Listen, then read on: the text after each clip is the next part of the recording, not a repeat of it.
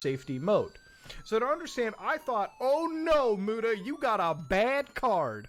Now, ladies and gentlemen, in this situation, you typically RMA the card. You send it back, you call it a day.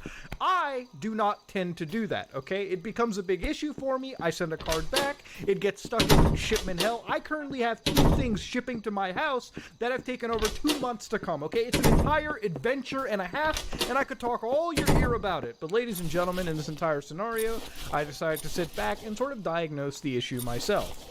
So, after a month had passed since I bought this card, and I kept getting black screen after black screen after black screen, and the card basically tripping its safety features, I tried to really understand the situation. See, what was happening is out of nowhere, the card's safety mechanisms would actually kick up. Basically, the screen would blank out, you could hear all your friends talking on Discord, whatever movie you were watching, and the fans would ramp up. This is typically so that components can preserve themselves in case of emergencies. Have you ever realized how hot your computer can get? Yeah, that's because these components are designed to get hot, like 80 degrees hot, you know, really, really hot. But ladies and gentlemen, they're allowed to run that hot. It's only until after a certain point, I think it's about 105 degrees Celsius, is when the card's failsafe triggers, okay? Basically, they kill all processes, and they stop, and they basically enter what we call survival mode. And that is something that this card appeared to be doing. Now, to understand, I basically was using this card, and any time that I put load onto it, basically using the card in general, it would trigger this failsafe system. It would black screen out, crash, or whatever. And it was very, very random. So to understand, I was playing games like Deus Ex, the original Deus Ex. This basically tickles the rectum of the card, okay? It's a little good feeling, but the card doesn't care that I'm playing Deus Ex. It don't care about JC Denton.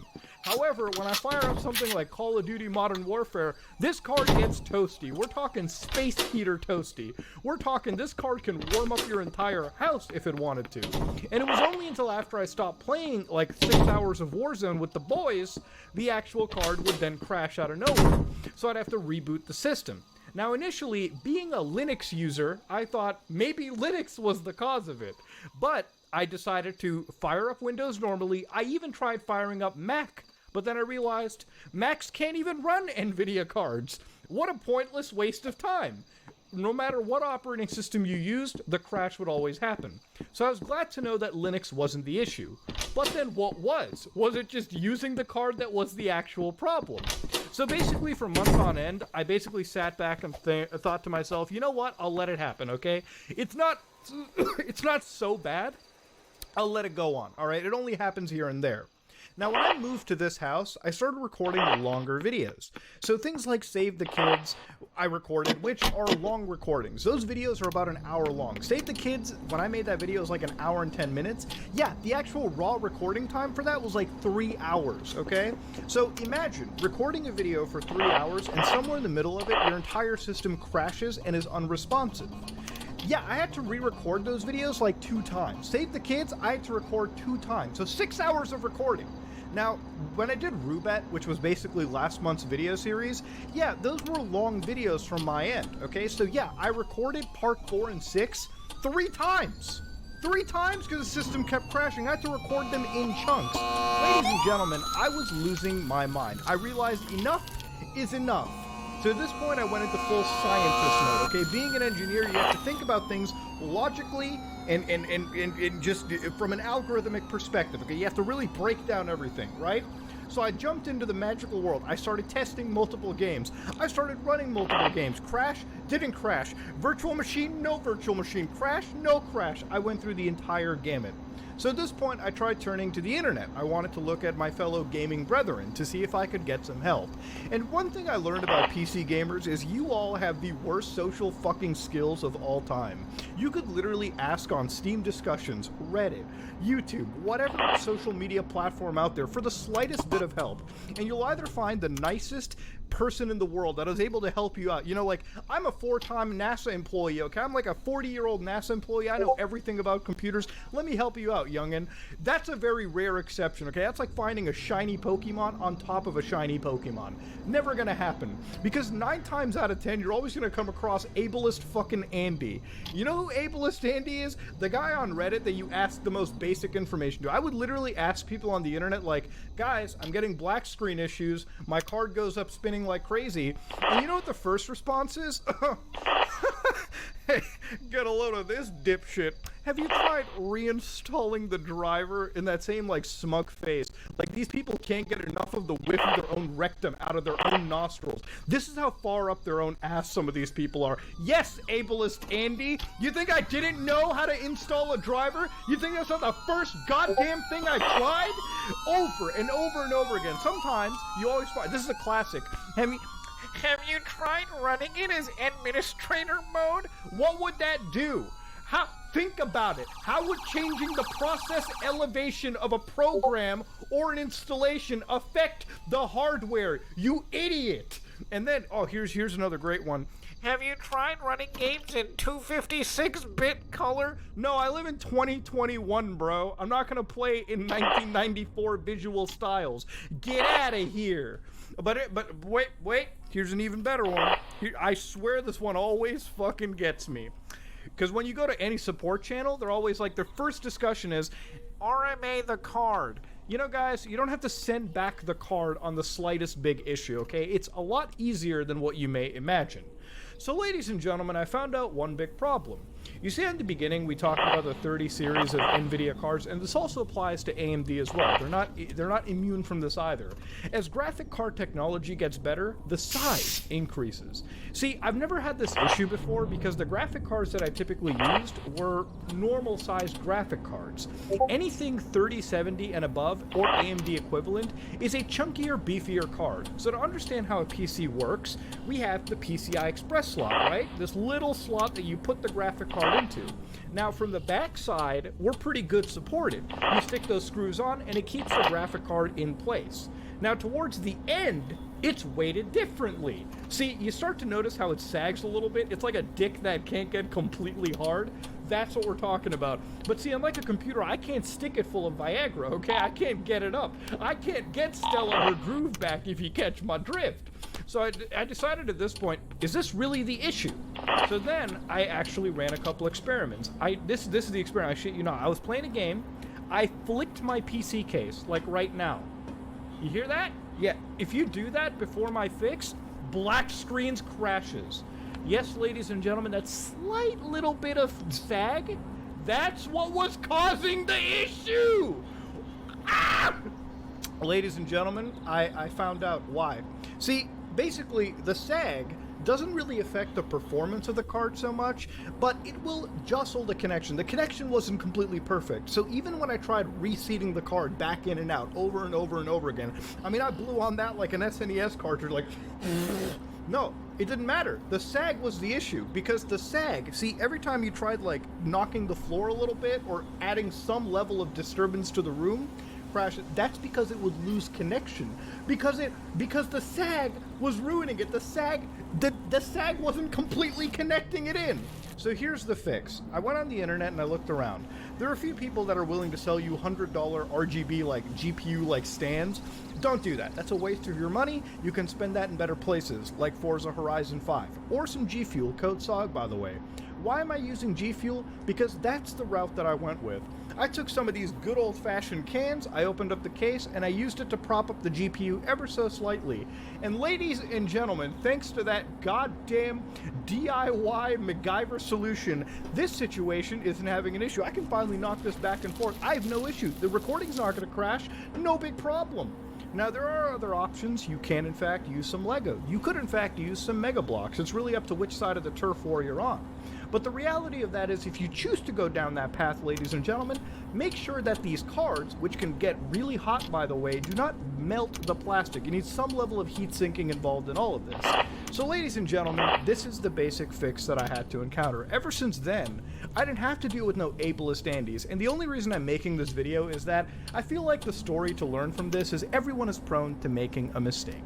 I made a mistake for months on end, something that everywhere I went to, nobody was giving me the proper solution. Everyone was telling me administrator modes, go to the NVIDIA control panel setup, do a seance to Satan or something, give up your firstborn child. None of those solutions work. Trust me, I've tried most of them, if not all. So what I have learned is the only way to fix this is to go around and just prop up the sag ever so slightly. Now, I wondered, was this an issue that was commonly known? Ladies and gentlemen, when you buy some of these cards, they come with retention brackets. However, a lot of these motherboards and systems that you have are not fit for those retention brackets. They're kind of built for like Optiplexes, Dell systems, or like some sort of corporate, enterprise. Not really for gamers. So yes, prop up your card ever so slightly. If you're having those issues, if you're having any of those issues, and this video helped you fix it, let me know in the comment section below. Till then, I'm gonna go play some Shenmue 3 and finally finish that goddamn game for once in my life. And this time, the computer will not crash. But what will crash is my will to live after playing a game that boring. Ladies and gentlemen, this is me, Mutahar, and if you like what you saw, please like, comment, and subscribe. Dislike it, dislike it. Out.